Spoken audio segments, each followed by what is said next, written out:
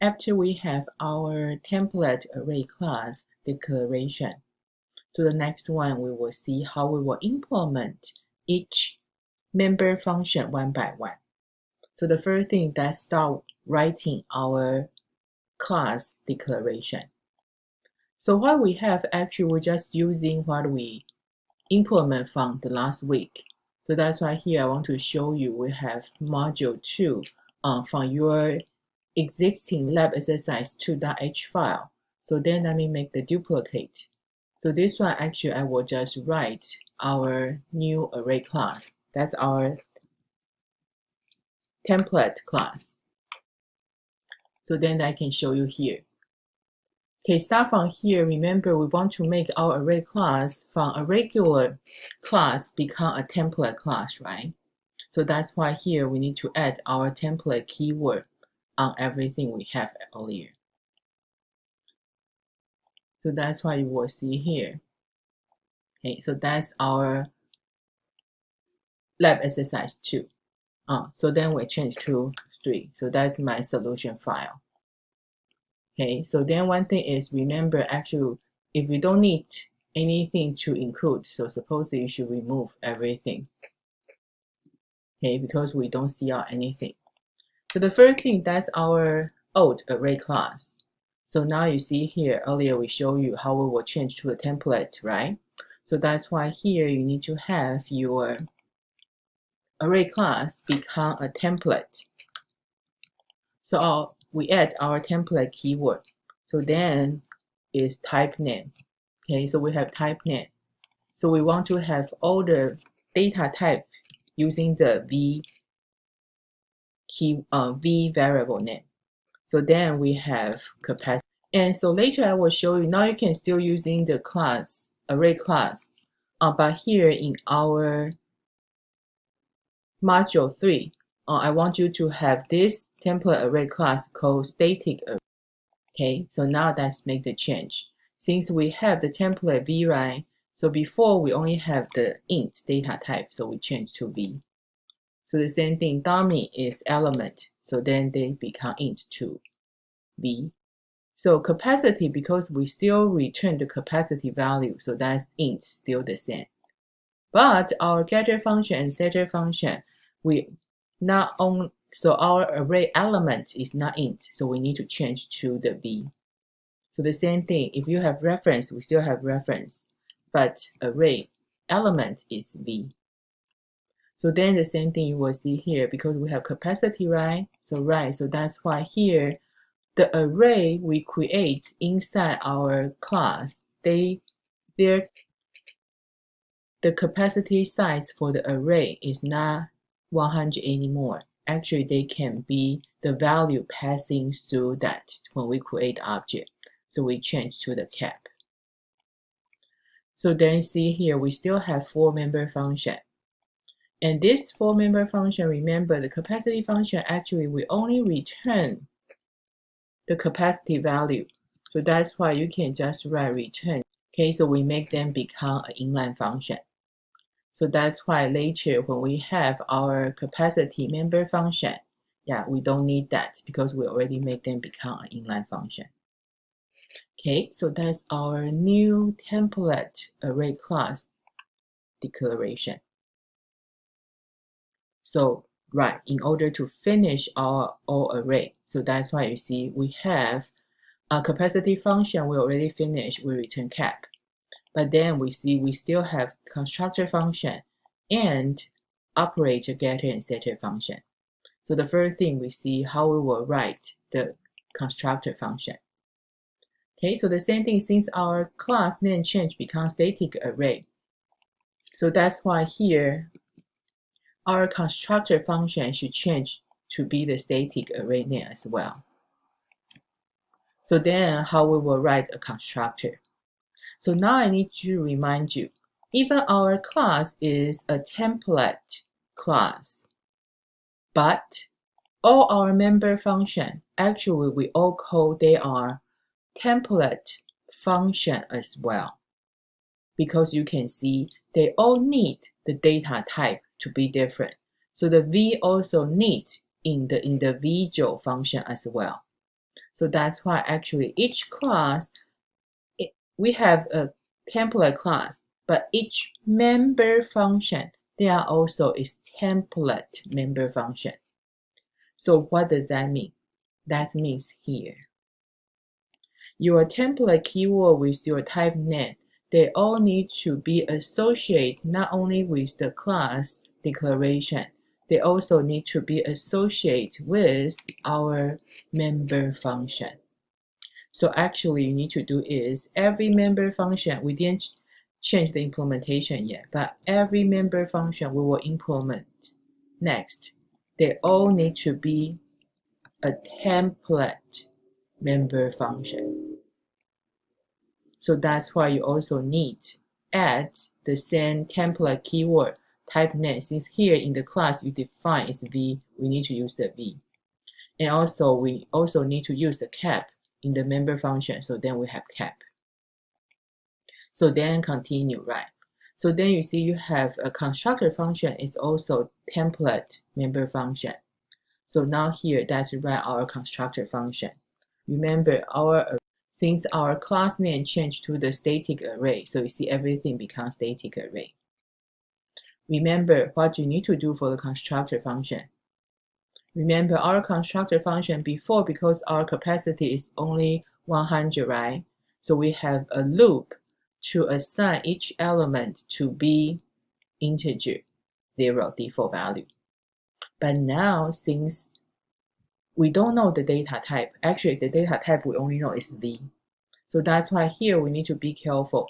When we have the dummy, actually we didn't know what the V is yet, because the V can be string, can be double, can be int. We never know that until the object is declared. So that's why here your dummy default value actually is not 0 anymore. They are V parentheses. So what does V parentheses mean? Array element also is V. Okay. However, our capacity for our array is different now. They are become cap. So that's why I still start from 0. But my boundary become what? Right, very good. The boundary become cap instead of 100 before. So then you will see your default constructor function is ready. So the constructor function is also a template function. So then continue, right? So then here, after we have the constructor template function, our square bracket getter function actually is also a template function. So that's why here, remember earlier, we make our data type return become V. So that's why here you become V. And also remember all our array changed to the static. So then we change the array name as the static array. So then you see we associate with the template keyword. We have our capacity. So still the same, our operator getter function, we need to pass in an index. So the index, no matter what is your array data type, index always accessed by the int. So then right, remember our getter function, we need to take care out of bound or not out of bound. So now what is the out of bound now?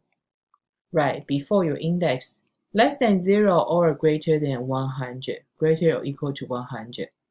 But now our capacity is not 100 anymore, right? The condition is in index less than 0 or index greater equal to cap. So that's why we will return. Will we return 0? So again, you see, before we return 0 because return type is int. But now return type actually is V. I don't know what is V is. So that's why the same thing. When you return, you cannot return 0. Because for example, if I have the return type is string, my array is string. So then you see return 0 doesn't really mean the string, right? It's not really empty string either. So that's why here, according to your data type, just like dummy, we return the default value for the out of bound. So we return V. So that's for the out of bound.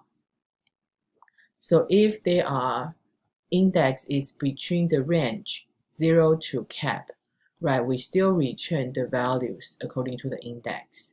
Because what? Because you remember, you see here in my function declaration, we already make our values array is data type V. So that's why when I return value index, that's correct. So that's our getter function. So you finish the getter function, of course, you will think the setter function will be very similar. Again, you see the array class name is static array.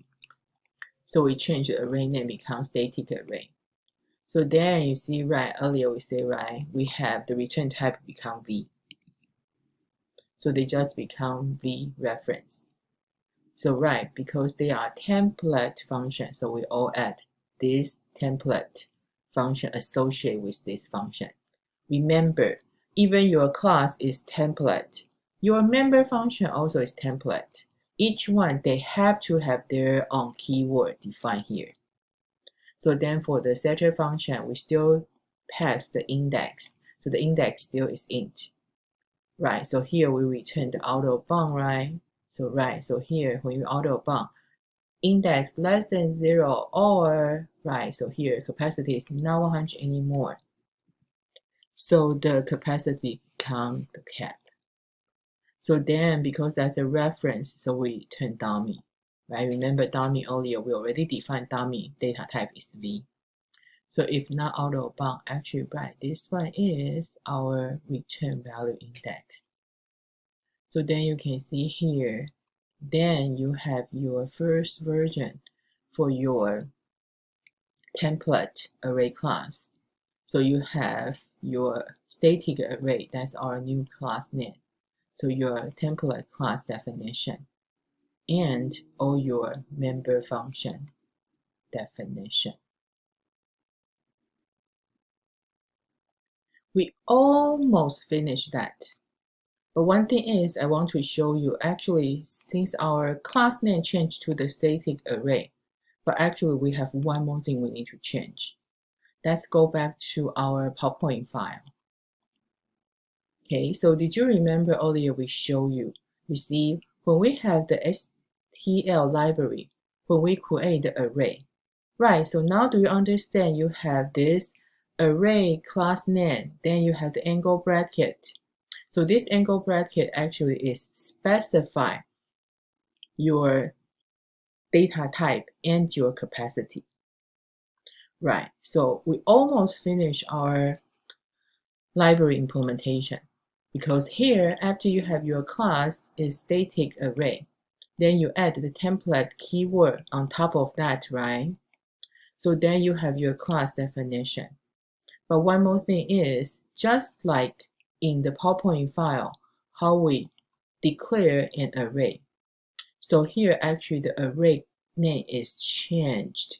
The array class name is changed because this array class is associated with the data type and the capacity. So that's why in your library function, here we call the array, the class name is static array. You have constructor function. But here the resolution operator associated with the class name, they will add one more thing. They all need add the angle bracket, like earlier we say. Angle bracket, the data type, and because one thing is later I will explain to you, but here one thing is, so the class name change becomes static array with the data type and the capacity. So that's why you see everything you need to make the change. So then again, you see here for our setter function, we need to add the V and the cap. So actually that's the fully class name for each class. Why? Actually here, that's explain why. Because all the template class, actually they are not actual code, but blueprint. They won't know the data type until you declare the object.